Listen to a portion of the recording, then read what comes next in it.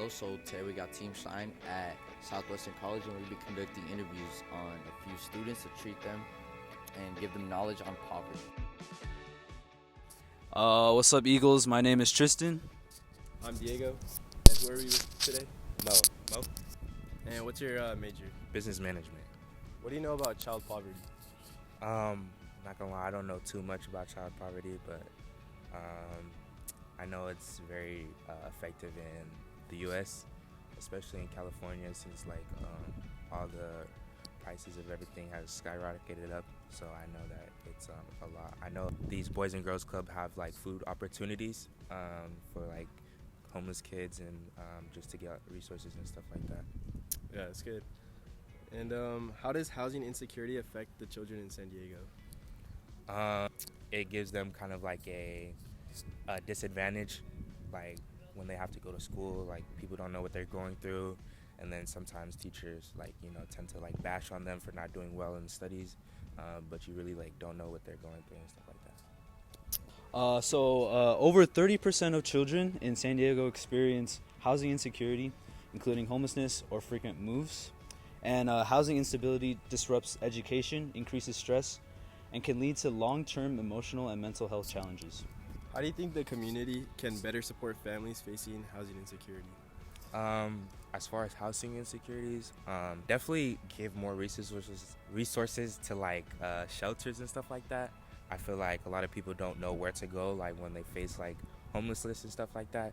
So just having schools maybe opening up to more resources on shelters and other places like that, or just being a good friend, opening up your house to people who are struggling and stuff like that. Hello, who are we with today? I'm Oswald. What is your major? I'm major in engineering. That's nice. What do you know about child poverty? It's mostly, I think it's inherited or something. You're kind of born with it too. Your parents could be poor when you were born, so for sure. you don't really have a choice. So yeah, that's mostly it. I agree.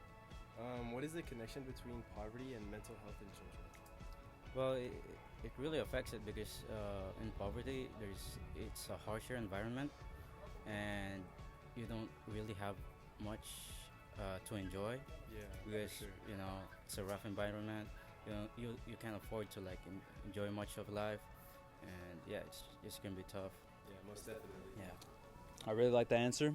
So we said the children in poverty are 3 times more likely to experience mental health issues like anxiety or depression.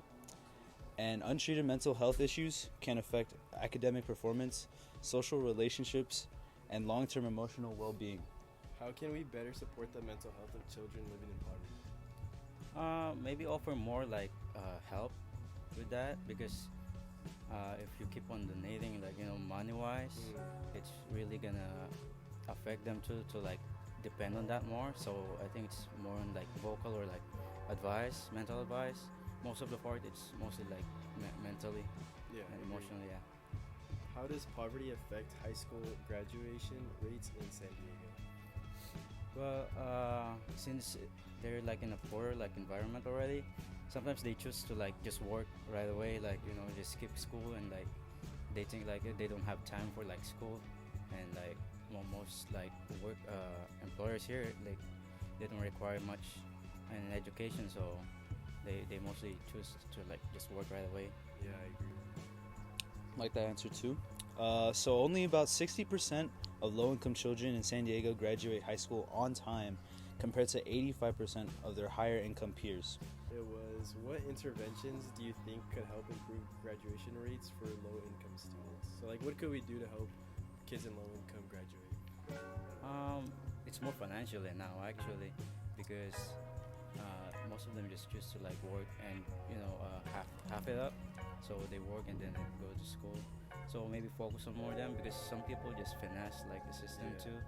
So maybe enhance that, just make sure that the money goes to the right people, not I mean it's equality, yeah, but there's not equality in financial state in life. So All right, well, thank you so much. I appreciate it. no problem. Thank you. No problem. Hi, my name is Lucas with Team Shine, and we're here at Aquatos to conduct some interviews. Let's go. So, hello, my name is Jonathan, My name is Lucas. and And- this is. I'm Diego. And what do you do at Aquatas, Diego? I'm the aquatics manager here in Aquatots. Perfect. So, what do you know about child poverty? I mean, I know it's a problem that affects a lot of people here in Chula Vista, not just here, but across the border as well. I see it all the time in TJ streets and everything. So, I mean, I know it's a problem. And does this problem affect you? I mean, here we teach kids how to swim. Of course, it's a paying program, so we teach them survival skills in the water. And of course, I would have loved every kid to have the opportunity to learn everything that we teach. But unfortunately, some people cannot necessarily afford the classes. So, of course, it's something that I think about every day. For sure. Okay, so we got some questions for you. So, first question is, what factors do you believe contribute most to child poverty in our community? Lack of help from the government. I feel like there's a lot of things that should go a little bit more towards helping not just kids but families in general on poverty. And I would love to see a little bit more help from that part. So, in Chula All right. Vista, poverty rates vary by educational attainment. 8.8% for individuals without a high school diploma, and 5.6% for high school graduates. Question is, how does child poverty impact educational outcomes for students in Chula Vista? Oh well, I feel like there's a lot of factors. Of course, there's some better areas, and some better areas have a little bit more money actually going towards the school and towards paying of the teachers. They have a little bit more qualified teachers just because of that aspect as well. So that, and also not everybody can afford to go up to college, which means that after high school, that's it. That's all they can actually get. So, I mean, even community college sometimes can be a little bit too expensive for people who don't have the money and resources. But at the end of the day, it is something that affects us as a community, and I'm glad you guys are bringing awareness to that. For sure. If you guys didn't know, I work here at Aquatas. This is my manager right here, and we love to see it. Thank you, Diego. All right, bro. Thank you. Hello, I'm Jonathan. I'm Tristan. I'm Danielle. And Danielle, what do you do at Aquatas? I'm the front desk manager here at Aquatots.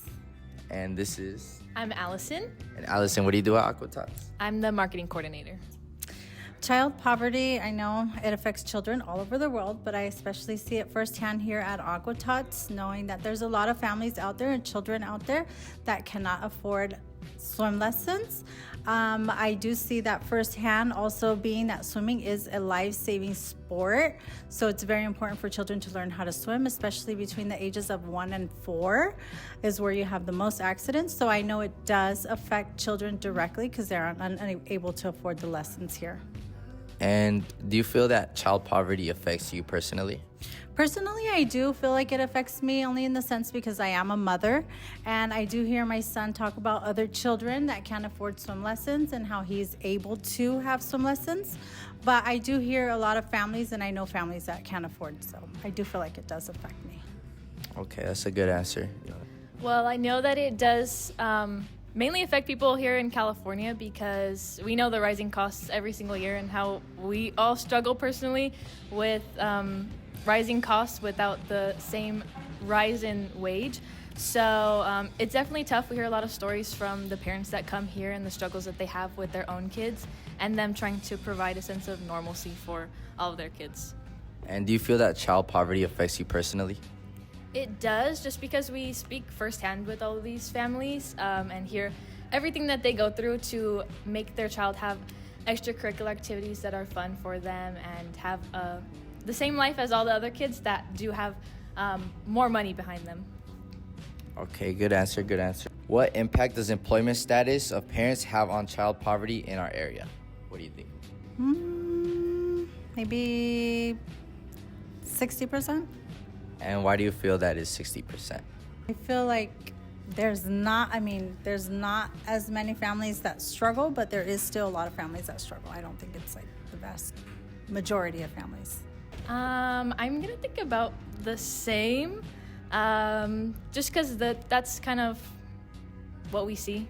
personally, and the same thing with how we see parents that both parents have to work versus some people just have just the dad that has to work or just the mom that has to work. So the real answer would be that in Chula Vista, 10.5% of unemployed individuals live in poverty compared to 2.2% of those employed, highlighting the importance of employment in reducing poverty.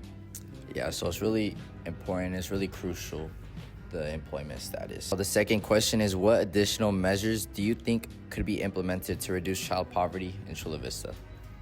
I feel like there could be more government funding for children that are in low income in Chula Vista. That, there's funding out there for kids, especially for swim lessons, like life-saving sports, that's actually going to help them save their lives. So I feel like they can fund a little bit more for kids to learn these lessons. With the same government funding and also school resources, they're very strict on what they feel like kids can deserve for the money that they have behind them. So giving more opportunities to more kids would definitely help out a lot. Completely agree. So what's the answer, Tristan? So those are really good answers, but I'd also like to add that potential measures could include expanding access to affordable housing, as well as enhancing job training programs and increasing support for educational initiatives targeting low-income families. And that's about it. So with the new knowledge that you guys have gained, how do you feel about everything that you guys just learned? Well, you definitely taught me a few things that I didn't know. But yes, I think I agree with low-income families. If they were to help out with their funding for housing, it would give kids more opportunity to have more extracurricular activities. It definitely helps to know the statistics behind everything. That way you can spread that knowledge and maybe more people can find more ideas to help lower the rates of childhood poverty. Okay, thank you guys so much for your time. I really appreciate it. You guys have a nice day. All right, hello. Who are we with today? My name is Denise. Nice to meet you. Nice to meet you. I'm Jonathan. And I'm Diego. So what do you guys do here at Kids on the Go? So we are a program that provides services for families that need before and after daycare, and also we are a preschool. What do you know about child poverty rates? Well, I know right now it's we've seen a lot of difference even in the population that we have in our center of the families that we serve. It's been getting worse as the years have gone by, and kind of that's what we're here to help all kinds of families because we've seen the need, and we're here to help whatever their need is, basically.